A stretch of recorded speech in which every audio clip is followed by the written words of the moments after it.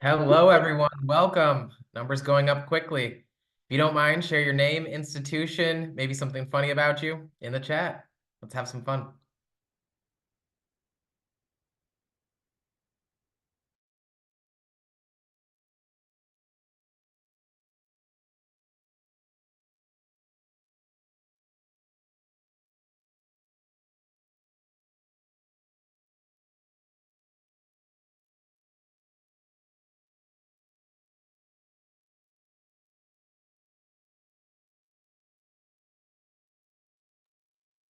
Thank you, everyone, for joining. We'll get started in a few minutes.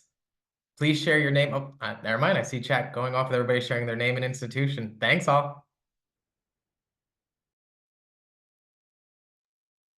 I will say, honestly, I love this part because it's just wonderful to see people from everywhere. So it's great.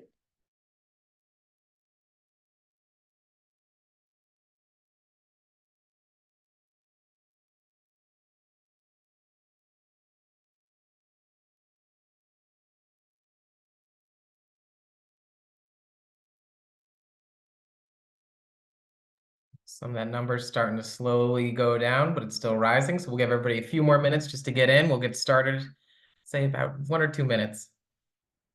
Thank you all for joining.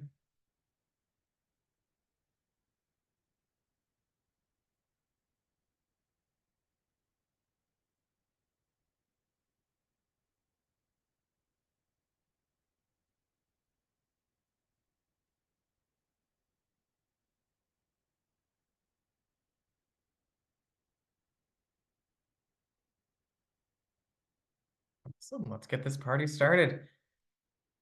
Hello, everyone. My name is Andrew Ouimet, Director of Product Marketing here at ACUE, and I am excited to be the host for today's event.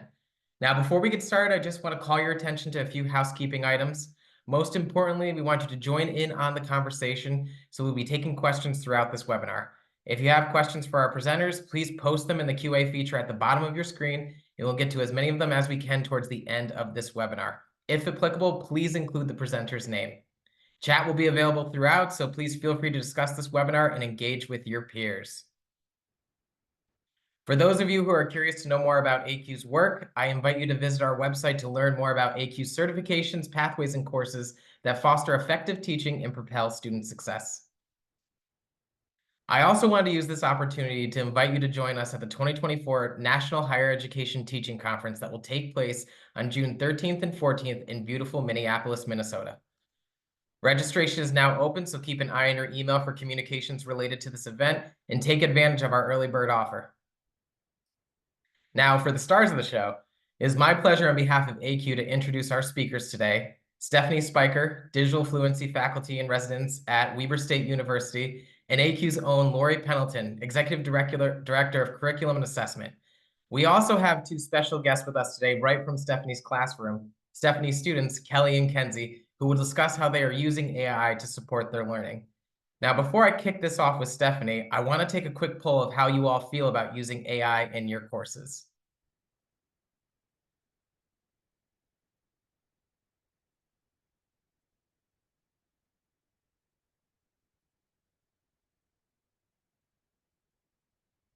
Awesome. Look at those numbers rise. I see a good portion of our is excited. Some are concerned.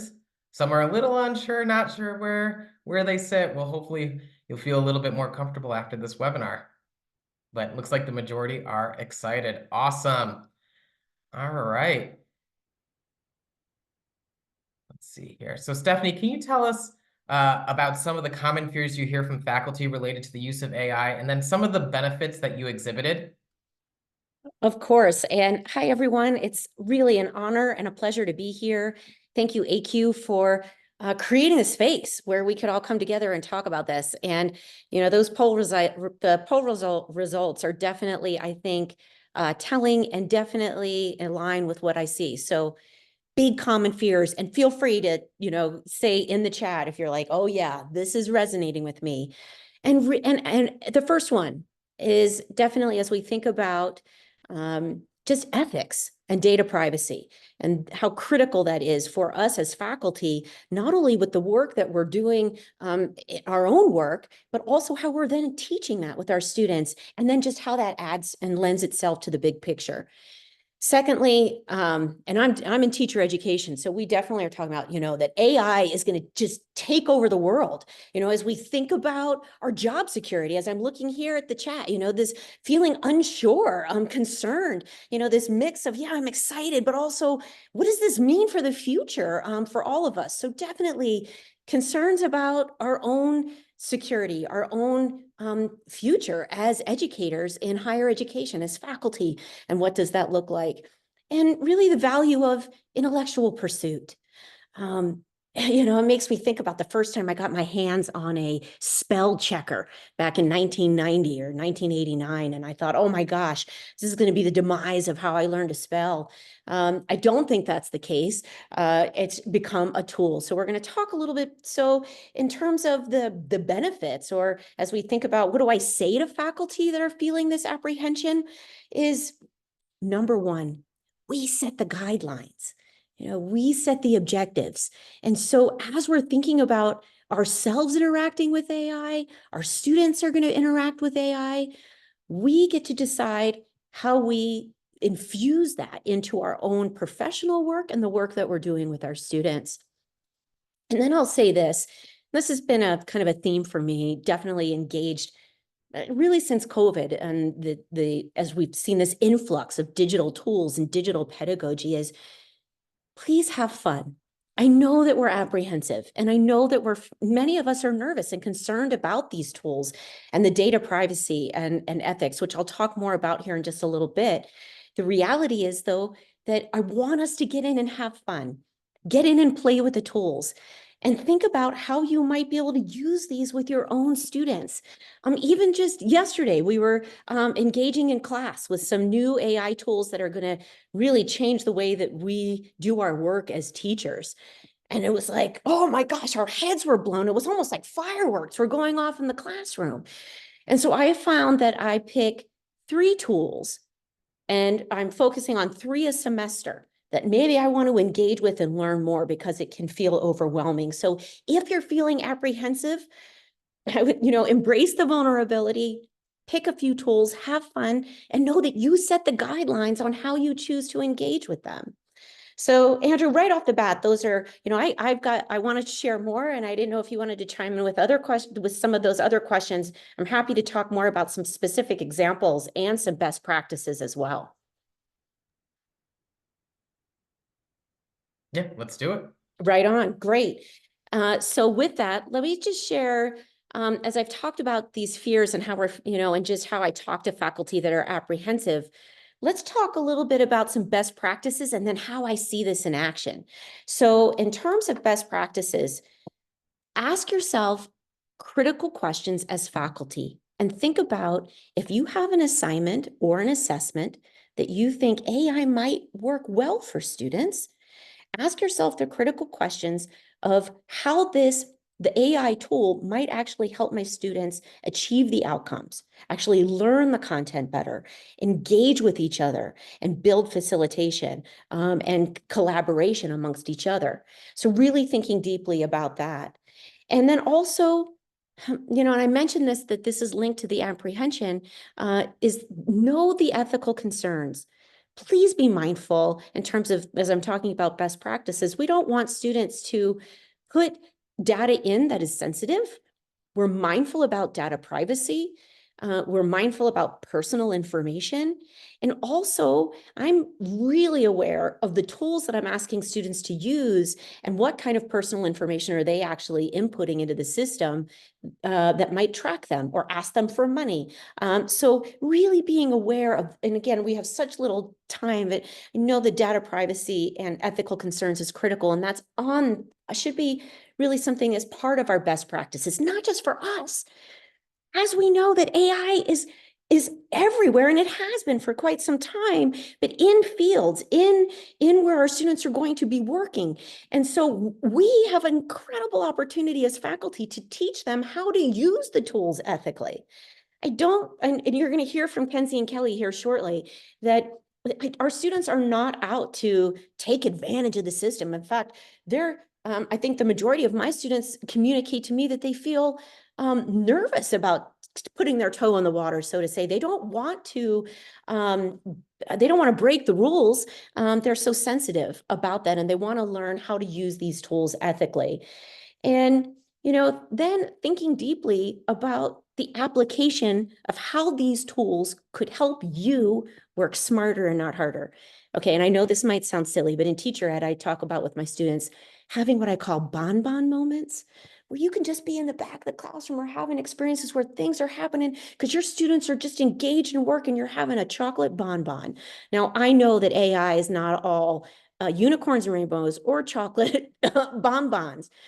But how can we use these tools? And this is what you'll see in a piece that I partnered with ACUE and wrote about. But using these tools, this is best practices. How can we use these tools to help us work smarter and more efficiently? So I have the time to be more human. Focus on why I became a faculty member to begin with, right? The human the human pedagogy of why our students are coming to class. In fact, I read a quote this morning that our students, I don't think, want to be taught by a robot. They want to be taught by us. They want to engage in research with us. They want to engage in critical conversation and critical thought.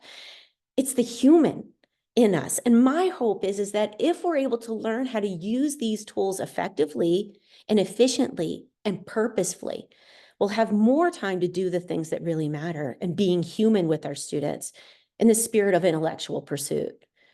I mean, you can hear I'm very passionate about this. And, so these could be examples. Our students could be using AI as a writing companion, as a brainstorm generator to help them interview for an upcoming job.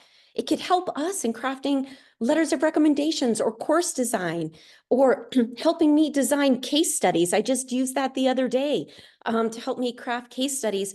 I'm teaching students about professional learning communities. So there are incredible opportunities for us as faculty. And I know I'm mindful of time, Andrew, and I'm just will say this is, I think, why, and why I'm partly, a big reason why I'm here is that faculty, we want the tools, we want the skills. And so my hope is that all of you will find today, not just the conversation that will happen, that we're having, but that you're going to be part of a community where you're going to be able to gain the tools and the skills in order to do this work well.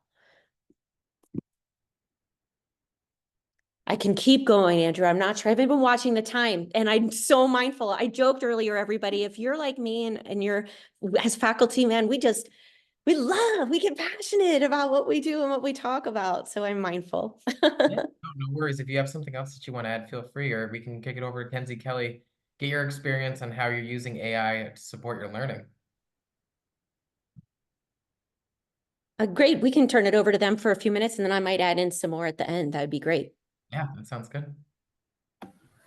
Okay, awesome. So I'm Kenzie, and I'm gonna be honest. Before this semester, I've have heard of AI, but I haven't really used AI. And then Steph, she introduced it to us, and I was like mind blown. So I went home, and we have to do these art, and we have to do lesson plans this semester. And lesson planning is something that's very new to all of us. So I went home and just put in make me a third grade math lesson, and it just spat out a third grade math lesson for me, and I was shocked. I was so surprised that something so simple, just putting in a simple prompt, could really help me to just not take hours upon hours of creating a lesson plan, but that I could have a format for a lesson plan and then just change it to what my students' needs are that I am teaching right now.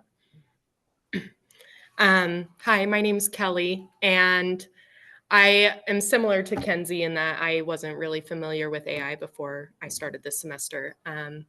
But I've already used it briefly in a couple things. I had to make a student interest questionnaire for some kindergartners, and I couldn't really find any good questions online or good prompts. And so I just looked up what kind of questions could I ask my students? And it came with a whole list. And I also had to do a mock interview preparing for a teacher position. And I was just asking for help with some vocabulary and how do I say this professionally? And just having that resource to be able to put my words in, but get better feedback has been great. And like Dr. Spiker was saying yesterday when we were getting introduced to all of the different AI tools, I was amazed. I mean, and I'm looking forward to really diving in and learning as much as I can and using those to help me in my future teaching. So. And if I may add too, I think one of the things that I pick up on, and this is something that I hear from faculty and what they're nervous about, Kenzie and Kelly, is that you're taking the output and you're really thinking deeply about how does this apply to me? You're tweaking it. You're using it as a companion, as a tool. And I think there's great power in that. So we're not asking our students that this is a type in and spit out and turn it in. This is a process of how we're teaching our students, regardless of our discipline in our content area, but how are they using these tools as a companion to help them do their job better? Yeah, absolutely. I mean, even yesterday when we were viewing a rubric that had been put up, some of the prompts, I was like, well, that seems a little harsh, that grading scale. And so I was like, okay, I'd probably tweak that so it sounds a little more friendly, a little more pleasing. But it was just nice to have that idea of how to present it and being able to put in my own input. Mhm.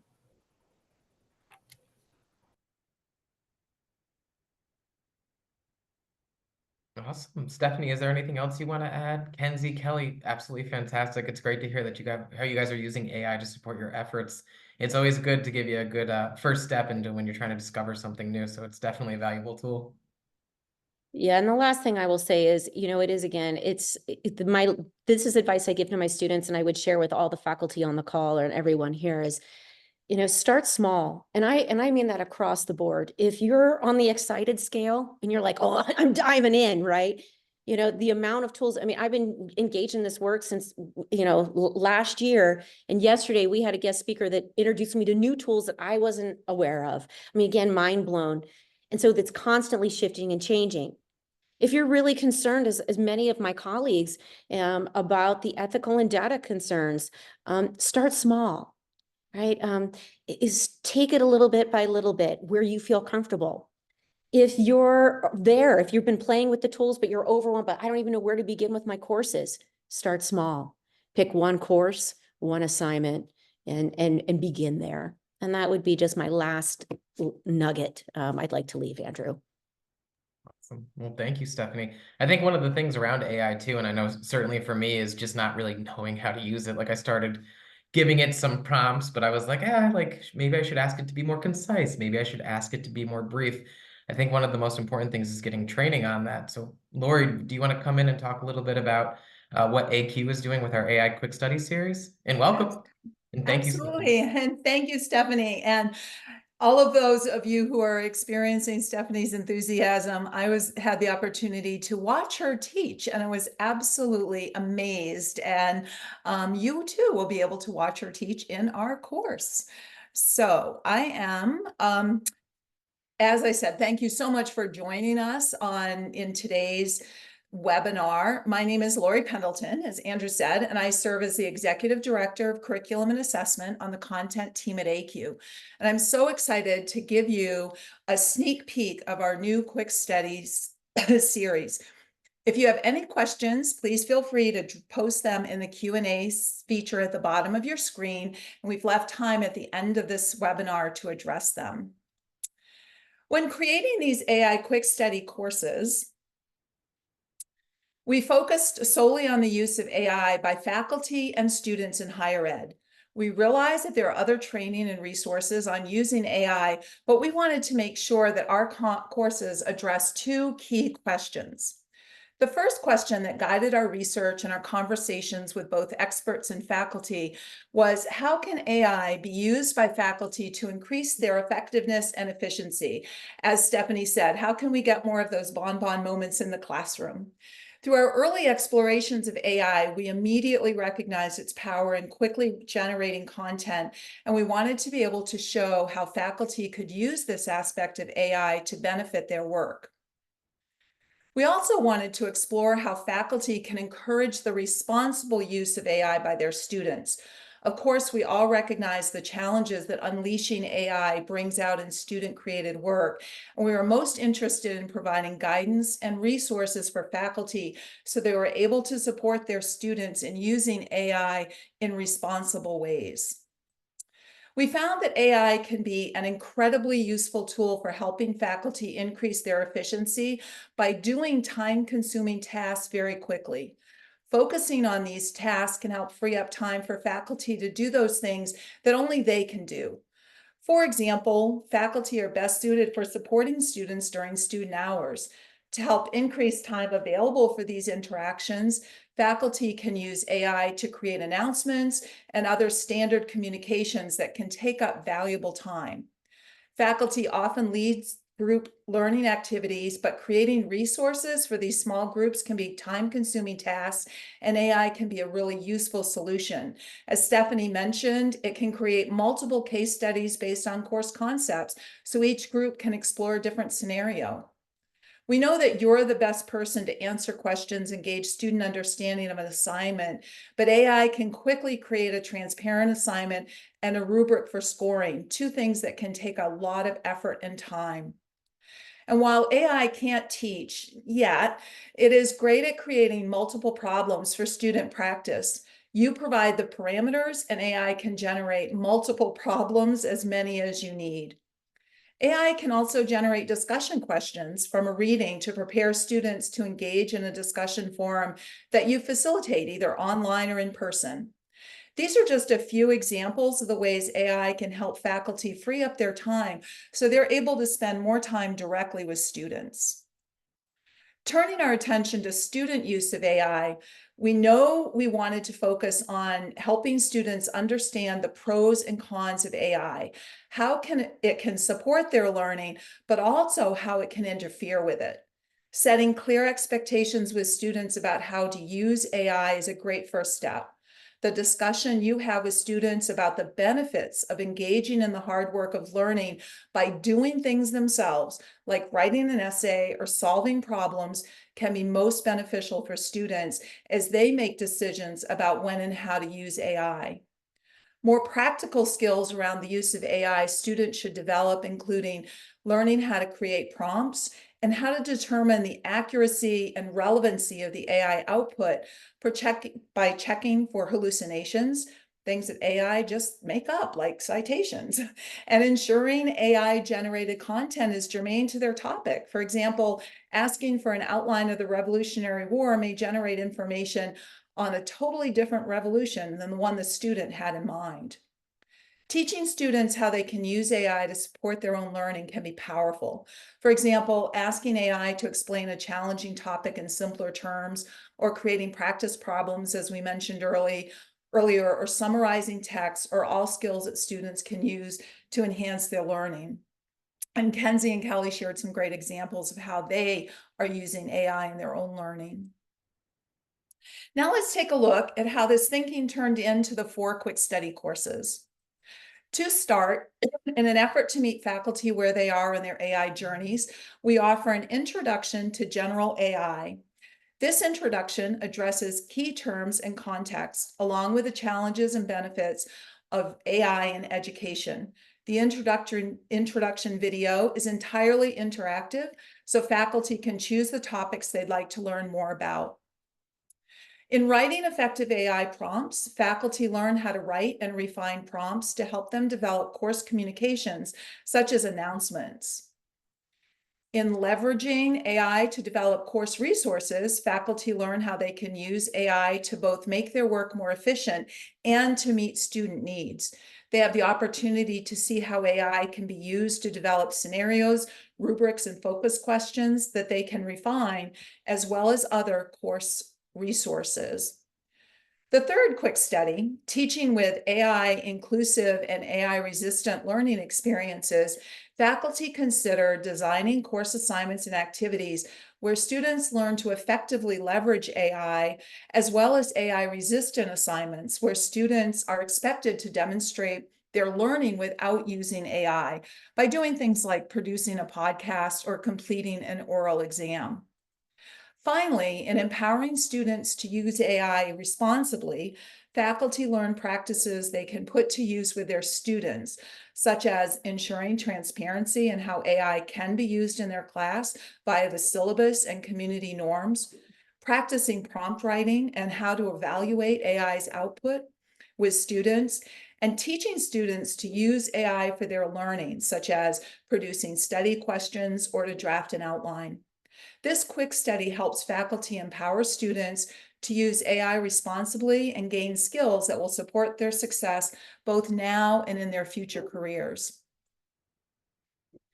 As in all ACUE offerings, we offer experts who share insights into these topic areas and faculty members like Stephanie who demonstrate the use of the practices. The faculty represent a variety of institutions and disciplines, and we also hear from their students. Each course includes 6 components. In Engage, learners begin thinking about the topic in a dynamic way through a video or series of videos, as well as a reflective question. In Learn, the learning objectives and practices are listed, followed by expert talks on the topic. In Observe, faculty are able to see the featured instructors demonstrating the use of the practices, whether at their computer with an AI tool open or an in-person or online class. Next, we invite faculty to try out a practice on their own in the practice section. Here, they have access to downloadable resources called implementation guides they can use as they implement the course practices. In Reflect, learners have the opportunity to complete an exit ticket on their learning experience. These vary between quick studies, but are quick activities like a 3-2-1 or sentence completion. This allows faculty to think more deeply about what they have learned and how they plan to use the recommended practices. Finally, we close with Explore. Faculty have access to resources they can use to learn more about the topic, along with a list of the featured experts and faculty who informed the development of the quick study.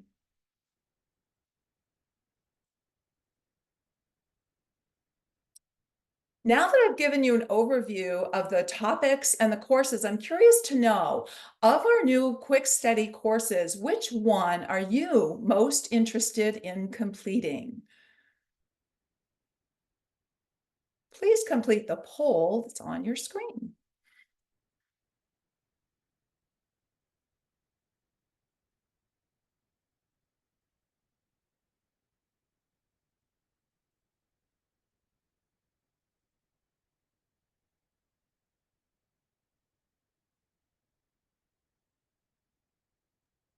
We have a close race on 3 of them. I know this is like, it's always great to see. And this in itself, right? We're, modeling, the importance of engaging and knowing who we are with. Awesome. We have 77%. And people are still voting. Somebody just posted all in chat. There. Just pick one. I agree. They're all pretty great. Hard to pick just one. Absolutely. Yeah, I think we're at 80% right now, and it looks like the winner so far is empowering students to use AI responsibly, with using AI to develop course resources in a close second, and then teaching with AI inclusive and AI resistant learning experiences in a very, very close third. And I'll share those results with everyone. Whoa, it is very close, isn't it? All right. Very close. And empowering students to use AI responsibly is right there. So let's take a look then at that particular quick study so we can see, take a deep dive. So our quick studies are housed in at learn.acue.org, and all of your courses will show up, and we're looking into empowering students to use AI responsibly. So as we go in, we see those 6 six sections: engage, learn, observe, practice, reflect, and explore. And as we take a look first at the engage, we'll see a number of videos, a short video, and as well as a rationale for how and why we're learning this concept. So we can watch the quick video and then go on to the next activity. And now we're into learn, and you'll see that in these expert talks, we have the opportunity to choose the talk that we're most interested in learning. And of course, we can watch them all. So first we can hear from Jose, and then we can come back and listen to a talk by Flower Darby, who talks about essential AI skills. And we can come back to Michelle Miller talking about how to demystify responsible AI use through transparency. The next activity, as we move into observe, we can watch faculty demonstrate the practices. And again, we can choose which demonstration we'd like to view first, or which, and of course, we can come back and watch them all. So, excuse me, we can talk first or see the video about making sure that we are helping set clear expectations about students' use of AI, and that features Stephanie. So we can, if you enjoyed her enthusiasm, you can certainly watch videos that feature Stephanie in them.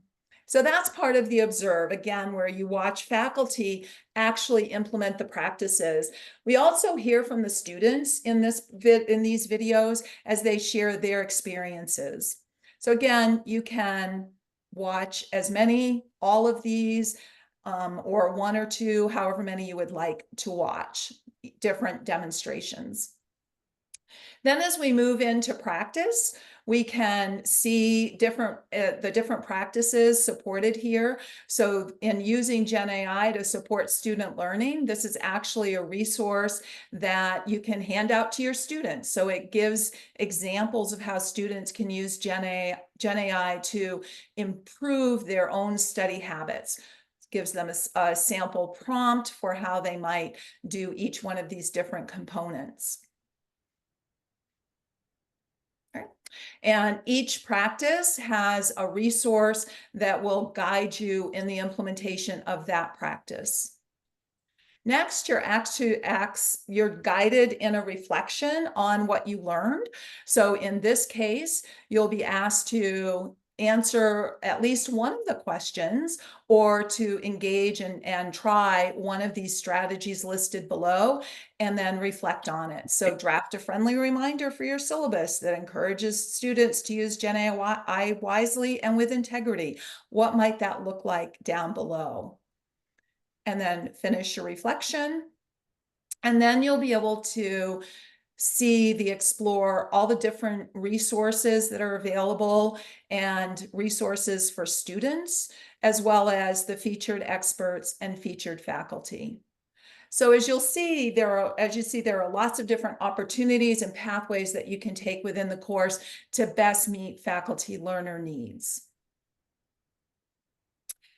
And that's the course.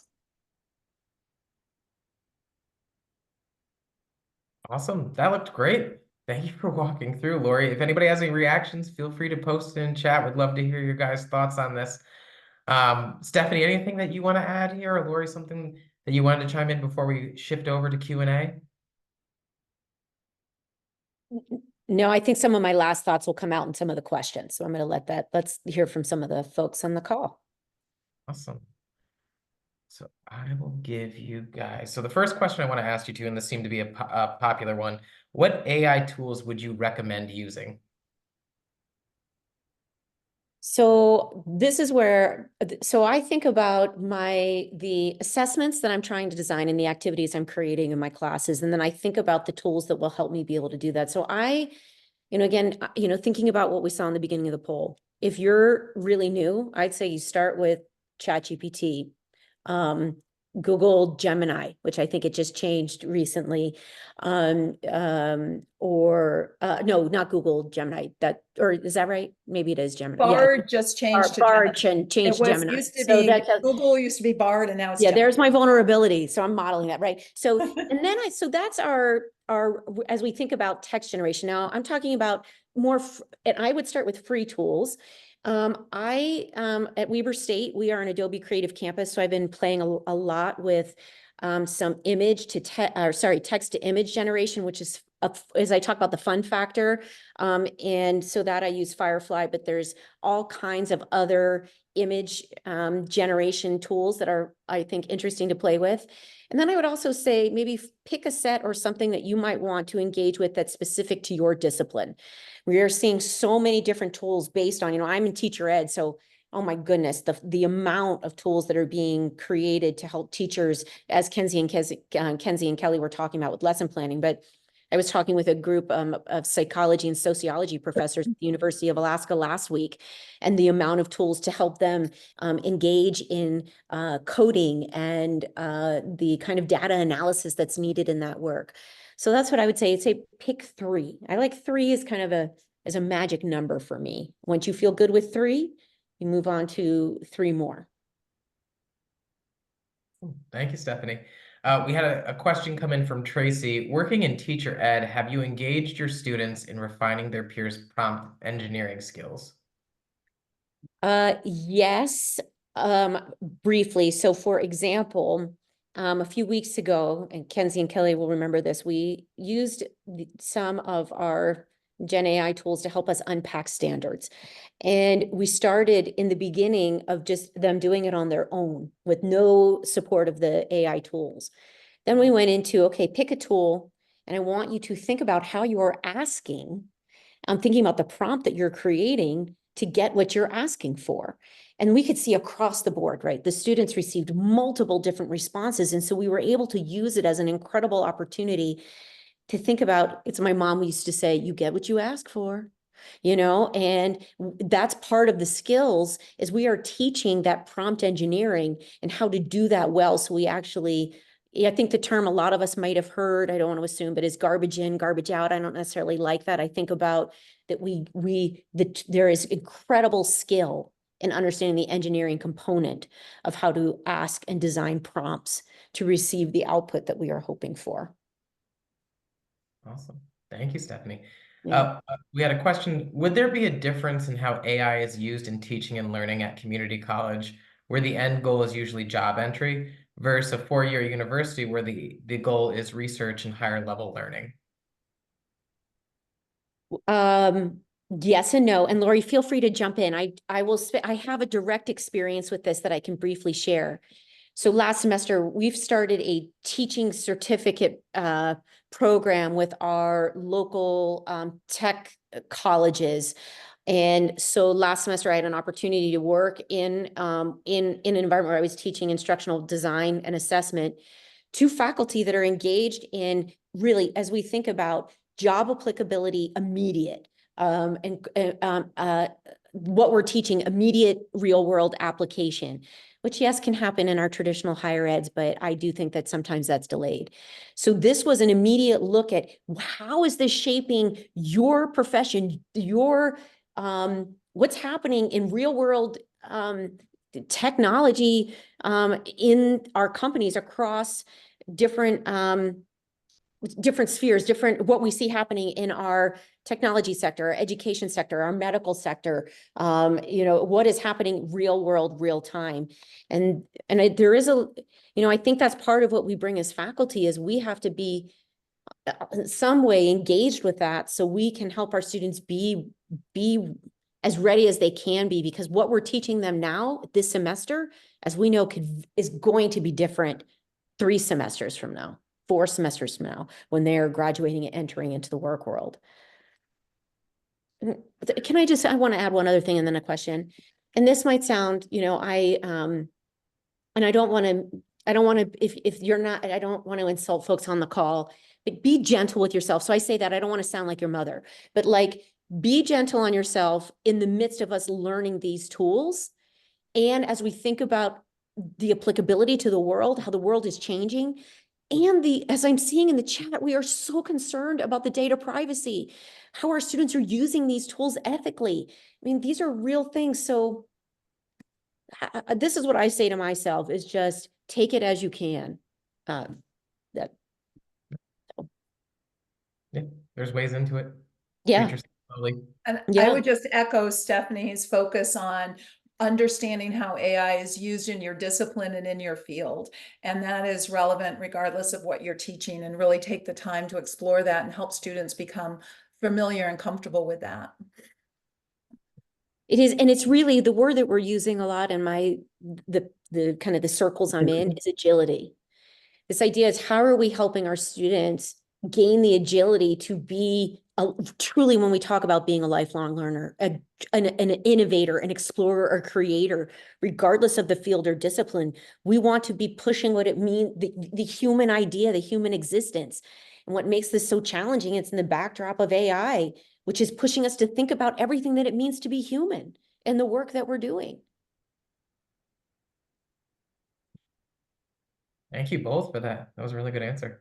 I'm glad that we're recording. I'm going to definitely reference back to that. Ophelia asked, to a certain degree, would it make students lazy about doing their work? In other words, getting into the trenches of knowing what it is like to do research and draw understanding and conclusions from several research discovered on topic researching. Yes, and I will say I think about this like I've been sharing a funny clip actually with my students about when is AI going to turn us into these where we don't want to do anything, right? And then we're in a place where really we need to go back to the simple things. And I don't mean doing that kind of research is simple, but I mean what we know in terms of the intellectual pursuit of knowledge and how we learn. I would say that this is where I really have been thinking deeply, and I know we've been using this term a lot, but authentic assessment design. The authenticity of what I'm asking the students to do in the application and to the content that we're learning and to, again, what we were saying, real world applicability. So if I'm trying to avoid laziness, I'll give an example, or cheating. One, I try to avoid that even as my mindset, because I do believe the majority of our students want to work hard. If we have high expectations, they will meet them. So currently right now, and I'm having students, they're engaging in podcasts. They have to interview a master teacher on something that's a challenging issue in education. And I've asked them and are permitting them to use AI tools to help them generate a script. But here's the thing, they have to do their own research ahead of time to find out across multiple sources and demonstrate to me that they can do that to prepare for the podcast. So what I'm asking them to do in real time with me in authentic ways is something that AI cannot do because I'm there, I'm watching them do that research. They are using potentially AI to write the script, but then in the delivery of the podcast, AI is not doing that. It is them engaging in a meaningful conversation, which we all know our students need support and skill development in conversating, in working with each other and collaborating and sharing ideas. So I know that's a very small example, and I do agree. I think we want to be mindful. We have to be, we want to ask what we want to see. We have to design and develop what we want to see. And that's part of the craft of what we do in teaching.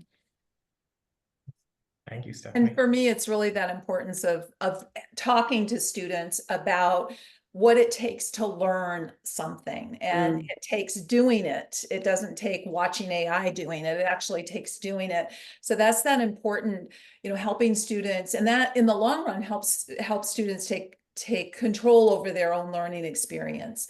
You're here to learn, you paid money to learn. Now let's make sure that we're doing things and you're engaging in activities that help you learn so that you can do it on your own. Thank you, Lori.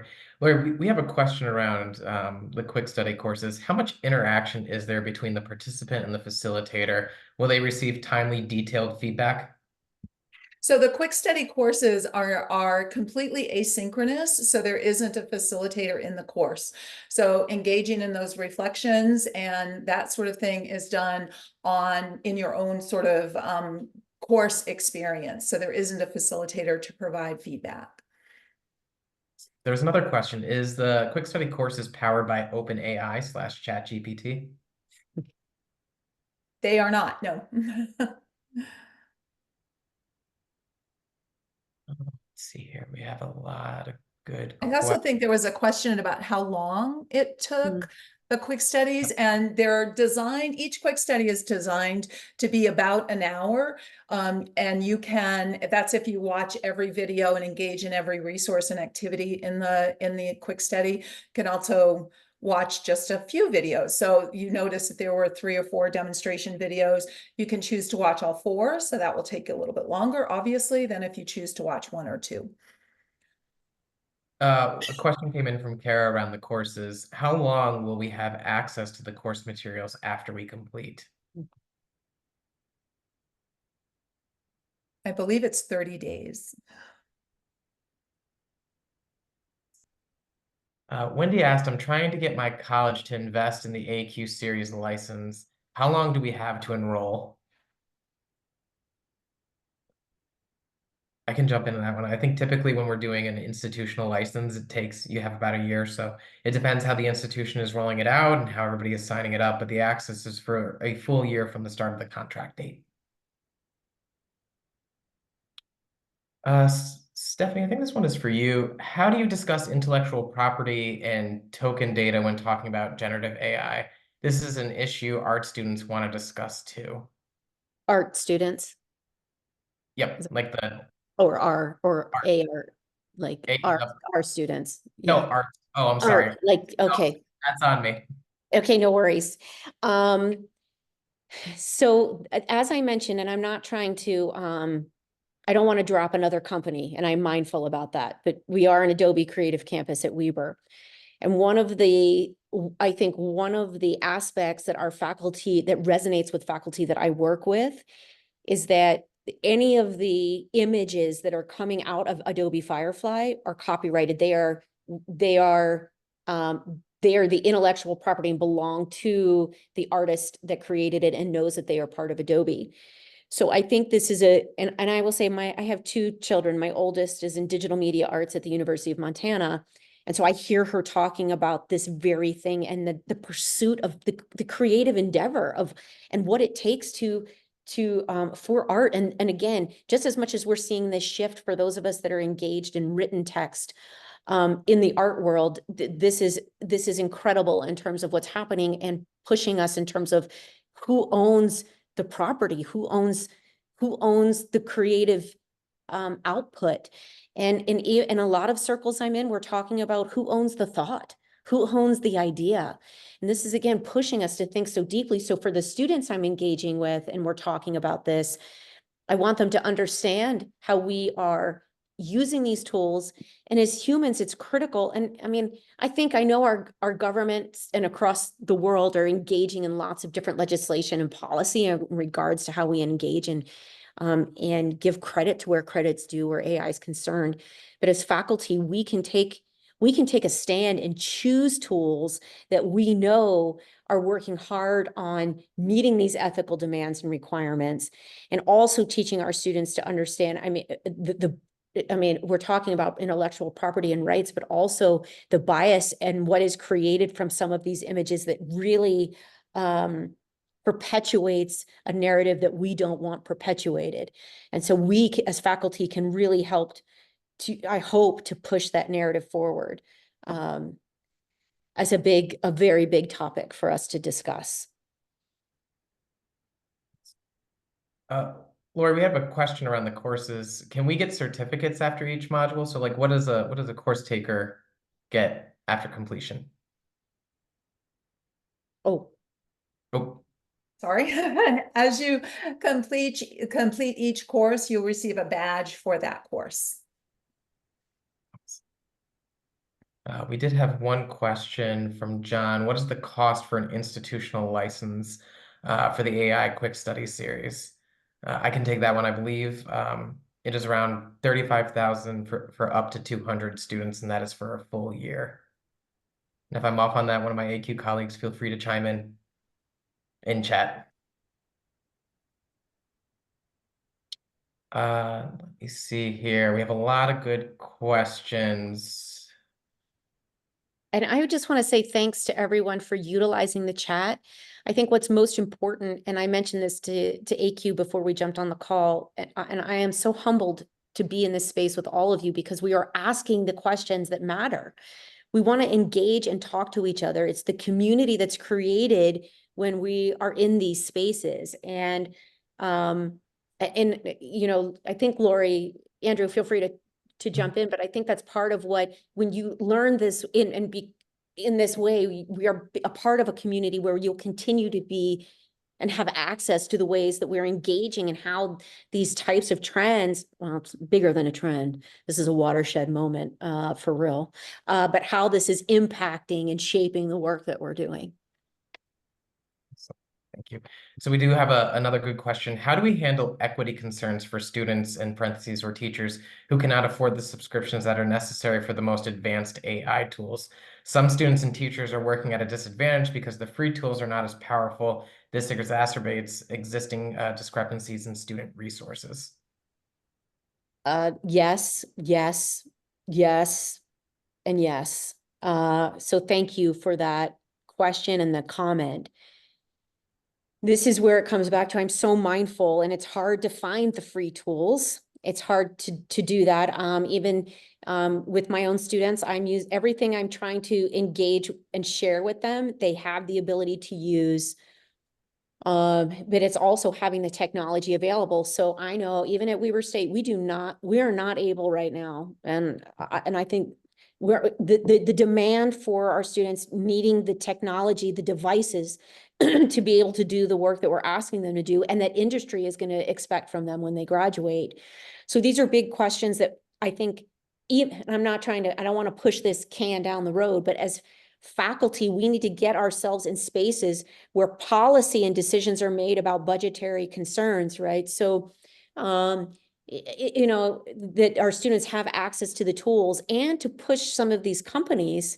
And I know, again, this is bigger, but I'm also engaged politically as well, just in our voice as faculty, but how can we help ensure that our students are getting the tools and the resources, and for the companies to be more ethical? And I know that's very, I'm dating myself, but Pollyanna, like that these big, you know, AI companies should just do it because it's for the betterment of society.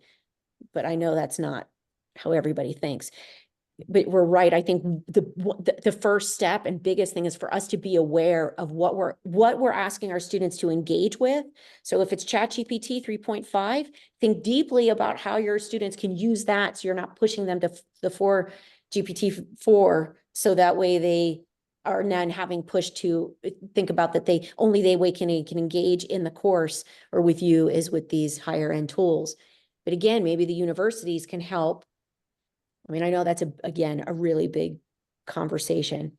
It's critical that we think about this, not just the tools, but also the devices in order to access the tools.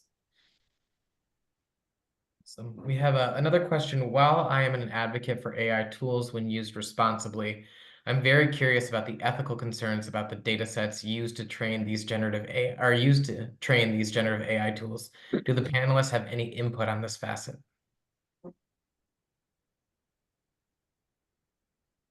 Yes, so I was talking with my students the other day. We work, you know, in teacher education, we're working with sensitive data, right? We might be asking for support on, I need some behavior management strategies for this particular student. We want to be so aware of what we are putting into the system in order to ask for that output out. I'm also concerned. I mean, I'm very mindful. Like I just said, I want to say I blindly trust all of these companies to do what's right with our information, but I know that is not true. So we have to be aware and we have to ask those critical questions. I'm currently engaged. This is very early stages. I'm sharing this because I hope, please contact me on LinkedIn. You can email me. I want to brainstorm and collaborate with everyone. But I'm currently engaged with a colleague at the University of Alaska doing work specifically about in Indigenous societies and populations and the stories that are created in the narrative that might not be accurate that we see in AI and what is present on the online. And that is present in so many of our communities and the way stories are told. And as we are currently seeing what to trust and what not to trust. This is big. And I know I could keep talking about this as well. And I don't, Lori, if you wanted to jump in. I think the only thing that I would add is, again, having those conversations with the students so that they're aware of where they're putting their and that goes beyond AI, right? Like, Agreed. how is your information being used? How does it get out on the internet? And really engaging them in those discussions and having them do some of the research can really help open their eyes to how their data is being used in places other than AI in addition to AI. I would say that's it. It's transparency and the conversation with our students. They are looking for guidance. I know Kenzie and Kelly, maybe just give me like a thumbs up. I know that you are, like we talked about this in class, right? Our students are looking for guidance from us. And this is where our expertise and our excitement for what we're doing in teaching and learning can make a difference. So I love what Lori said, engage in the conversation with your students that we are learning this together. It's actually, it's an exciting time for us as faculty and folks in higher ed. Awesome. So we'll do one last question. And this is both an opinion question. Do you think universities will encourage / support the use of AI tools? I'm not sure if we can use grant to purchase some AI tools to help us teach. So where do you think the universities will sit on this? And in their investment? I think it's across the board right now. So for example, at Weber State, our university has put out, I saw some of this in the chat about AI policies and across universities or syllabus statements and such. But our university is really, it's a very open and ambiguous. So it's really up to faculty. We also have an innovation grant, technology innovation grant, where faculty can apply for generative AI tools and utilize them in their coursework and then gather data on their effectiveness to then hopefully be able to demonstrate that these tools have a greater purpose than just this pilot group. But I'm hearing all different kinds of things. I will say, I think universities are trying to be responsive because we know if we don't, I mean, we're already really working hard on ensuring that students understand the value of why they come to us. And so I think for us to be responsive to our current learners is really important, but doing it responsibly and ethically. I think it's across the board. I know that's a big question, but what I've seen, what I read, what comes across my social media feed is I see it's probably half and half. And this is where if you find yourself after experiencing and learning these skills, you can be that voice and you can be that advocate on your campus and lead out on those conversations. Awesome. Thank you both. I'm going to do a quick wrap for us, but your insights are absolutely amazing. Lori, the demo, fantastic. It looks absolutely fantastic. I can't wait to jump in there myself and try some of those courses out. Share screen. So all, thank you for joining us today. If you're interested in bringing the AI Quick Study Series to your institution at a reduced cost for a full year, or if you're an individual looking to join many others who have already purchased our AI Quick Study courses, feel free to indicate you want to connect with us using this poll. And a no is perfectly fine.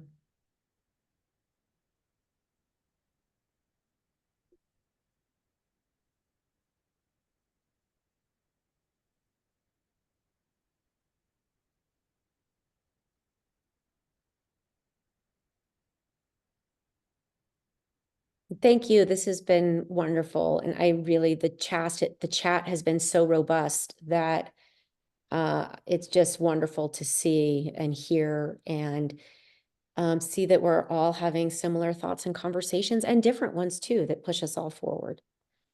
Yes, I would say it's incredibly exciting to see all those conversations in the chat and the role that faculty is playing in really driving the use of AI in their classes. And thank you, Kenzie and Kelly, so much for sharing your experiences as well. Yeah, you all were absolutely fantastic. If anybody wants to learn more about the actual AI series, head over to our AI series webpage for more information. Individuals can also access our course catalog through this webpage if you would like to purchase.